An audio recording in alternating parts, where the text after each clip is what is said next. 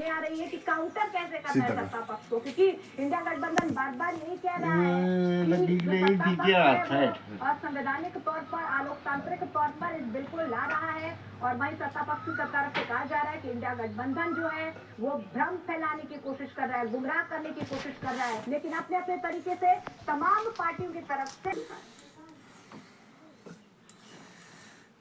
वक्फ amendment act के बारे में गलतफहमी पैदा की जा रही है।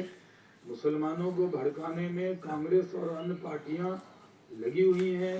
कांग्रेस का जो इको सिस्टम है, जो मुस्लिम ऑर्गेनाइजेशन में उनके लोग बैठे हुए हैं, वो पूरी तरह गाइडेड हैं और वही गुमराह कर रहे हैं। जिस तरह सिटीजनशिप अमेंडमेंट एक्ट पर आया था, वही लोग हैं वो वक्फ एक्ट पर गुमराह कर रहे हैं।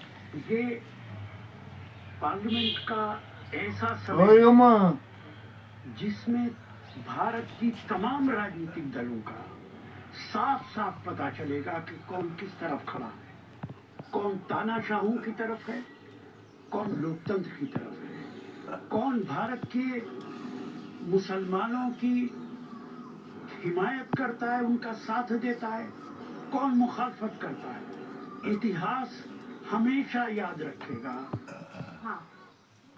तो देखिए यहाँ पर अपनी अपनी राय जो है वो साझा की जा रही है, लेकिन हम आपको ग्राफिकली समझाने की भी कोशिश कर रहे हैं कि किस तरीके से यहाँ पर सरकार की तरफ से पूरी रणनीति तैयार की गई है। और हम आपको अंक गणित भी समझाने की कोशिश कर रहे हैं कि संख्या बल किसके पास ज्यादा है, किसके पास कम है, और ऐसे में कहीं ना कहीं एनडीए जो है कॉन्फिडेंट नजर आ रहा है। लेकिन शिवसेना उद्धव गुट के सांसदों की बैठक हुई है जी हाँ, संजय राउत के आवास पर बैठक हुई है। बैठक में उद्धव गुट के सांसद शामिल हुए हैं।